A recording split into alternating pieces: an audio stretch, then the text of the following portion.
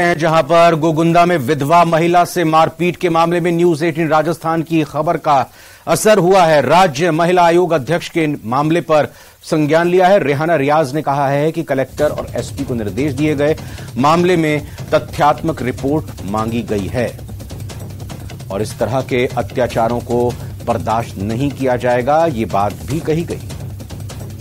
तो उदयपुर के गोगुंदा की खबर है जहां पर विधवा महिला से मारपीट का मामला सामने आया था, जिसे न्यूज 18 राजस्थान ने दिखाया था और सवाल खड़े किए थे। अब इस खबर का असर हुआ है। राज्य महिला आयोग अध्यक्ष ने मामले पर संज्ञान लिया। रेहाना रियाज ने कहा कि कलेक्टर और एसपी को निर्देश दिए गए हैं, मामले में तथ्यात्मक रिपोर्ट मांगी गई है और इस तरह के अत्याचारों को बर्दाश्त किसी भी कीमत पर नहीं किया जाएगा।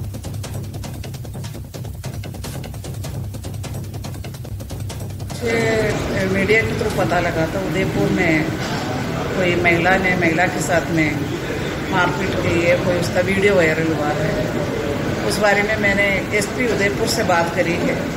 उनको कहा कि जाके इस पर सख्त कार्रवाई करें। तो एसपी और कलेक्टर दोनों उदयपुर के मौका ये वारदात की जगह की ओर गए हैं। वो उधर जाएंगे, उधर जाकर लोगों से मिलेंगे और वस्तुस्थिति की पता करेंगे क्या है। और मैंने ये भी कहा है कि चाहे महिला महिला के ऊपर अत्याचार करे, चाहे पुरुष महिला के ऊपर अत्याचार करे, चाहे महिला पुरुष के ऊपर अत्याचार करे, आज पर लो जो नियम के अनुसार सख्त कार्रवाई करें। तो निर्देश है कि वो जो भी ये कांड हुआ है और सभी समाज इस तरह की बातों को बिल्कुल भी सपोर्ट नहीं करते हैं।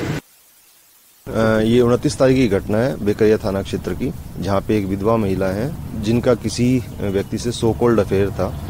अफेयर की भी पुष्टि नहीं हुई है, पर उस जो व्यक्ति था उसकी महिला को ऐसा लगता था इनका अफेयर है, तो वो अपने साथ कुछ अन्य महिलाओं को लेके आई और उससे मारपीट करी और उसका एक न्यूड वीडियो उन्होंने वायरल किया।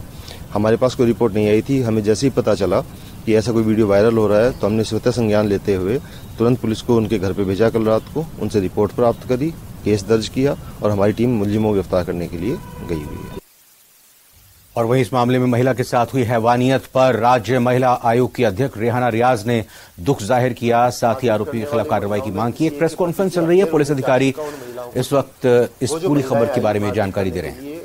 उनके साथ 1-2 पुरुष भी थे और वो पाली जिले के भीमाना जो कस्बा या गांव है वहां की रहने वाली है। इस मामले में जैसी पुलिस गई तुरंत उस महिला के घर गई, उससे रिपोर्ट ली काउंसलिंग करके और एफआईआर तुरंत दर्ज करी गई। कल रात को एक टीम रवाना की गई। सुबह पाली एसपी साहब से बात की गई, वहां की स्थानीय सहायता ली गई और अब इनमें से हमने 2 पुरुषों और 2 महिलाओं को डिटेन किया है। जो मुख्य अभियुक्ता है जिसको आशंका थी कि उसके पति से इस महिला का अफेयर है, उसको हमने डिटेन कर लिया है। उसके साथ जो दूसरी अभियुक्ता थी उसकी भाभी, उसको भी हमने डिटेन कर लिया है। साथ में उसके 2 भाइयों को लेकर आए हैं। एक भाई का तो अब तक उसके अंदर सीधा रोल स्पष्ट हुआ है, दूसरे भाई के रोल के ऊपर हम अभी तफ्तीश कर रहे हैं। 1-2 महिलाएं और थी, उनके नाम का खुलासा उनसे पूछताछ के दौरान होगा और फिर उनको भी गिरफ्तार किया जाएगा।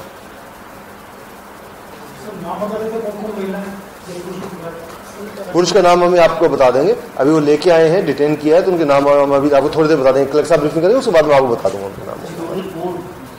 टोटल 4 लोगों को हमने पूछताछ के लिए डिटेन किया है, जिसमें से 3 का रोल तो स्पष्ट है, एक के रोल में थोड़ा कंफ्यूजन है, तो हम क्लियर करके ही बता पाएंगे। उसके बाद जब जैसे पता चला तो मैं और कलेक्टर साहब वहां पे गए।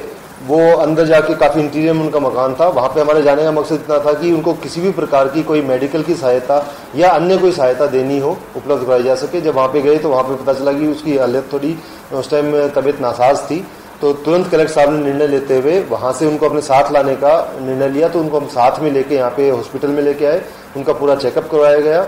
अब जो डॉक्टर्स में अभी हमारी बात हुई है उसमें उन्होंने कहा है कि वो अभी कोई उसको किसी प्रकार की कोई तकलीफ नहीं है, तो उसको अभी डॉक्टर साहब वहां से डिस्चार्ज कर रहे हैं और बाकी जो सहायता है उसके बारे में कलेक्टर साहब आपको नहीं, प्रेम प्रसंग की बात थी, आशंका थी। जिस महिला ने पीटा उसको आगे निर्वस्त्र करके मारा पीटा, उसको आशंका थी कि उसके पति के साथ उसका अफेयर चल रहा है, पर अभी तक ये बात पुष्ट नहीं हुई है। उस महिला से हमने बात की, जो पीड़ित महिला है उससे बात करी, तो उसका कहना है कि मैं उस व्यक्ति को केवल सामाजिक तौर पर जानती हूँ, क्योंकि दोनों एक ही समाज के जाति के रहने वाले हैं, इसलिए आना जाने के टाइम कभी कोई बात हुई तो हुई हो। उसका तो ये कहना है कि मेरा उससे कोई अफेयर नहीं था, मैं केवल जाति बिरादरी के नाते, समाज के नाते उसको जानती थी। उन्होंने तो 10-15 महिलाओं का नाम उसमें लिखवाया है, पर वो तफ्तीश से स्पष्ट हुआ कि 10-15 थी या नहीं थी। जो वहां पे अभी जो स्थानीय लोगों से बात करी तो उसमें पता चला कि कुछ महिलाएं आसपास उन्हें छुड़ाने भी आई थी। तो जिस टाइम उनकी साथ ही घटना कारित हो रही थी उस टाइम की मनोस्थिति में आदमी डिफ्रेंशिएट नहीं कर पाता कि कौन मारने वाला है कौन बचाने वाला है। इसके अंदर हमने 452, 354, 354B, 323, 509, 147, 148, 149 IPC, 67 IT एक्ट के अंदर इसको दर्ज किया। भीमाड़ा और देवला में कितना डिस्टेंस है, तो कैसे मिले थोड़ा डिटेल? ये डिटेल अभी हम आपको बिना तफ्तीश नहीं पता नहीं। वैसे इसमें पाली जिले में भीमाना है।